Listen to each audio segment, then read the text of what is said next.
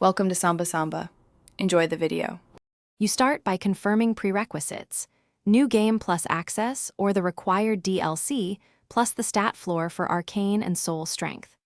Once done, adjust your build to prioritize Arcane while keeping survivability.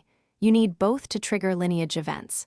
Make sure to equip discovery-boosting gear and talismans that interact with Arcane nodes. Begin by fast-traveling to the target bonfire, then approach the first marker slowly. This initiates the event chain that unlocks Darkwraith Arcane Lineage. Once at the shrine, follow the precise interaction order.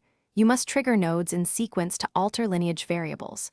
You should defeat or stealth past designated guardians depending on whether the ritual requires blood sacrifice versus preservation. Choose with your build in mind. When interaction windows open, consume 1/2 potency arcane items to amplify resonance without breaking thresholds. Monitor the UI cues for successful node attunements, and saves come if the node fails. That preserves resources and lets you retry the sequence. You finish by making the final offering and surviving the aftermath event. This cements the Darkwraith Arcane Lineage. After the sequence, check your character sheet to confirm lineage and test arcane exclusive spells to ensure abilities unlocked. If the conversion fails, reload the earlier save and tweak timing or substitute different consumables. Small timing shifts often matter.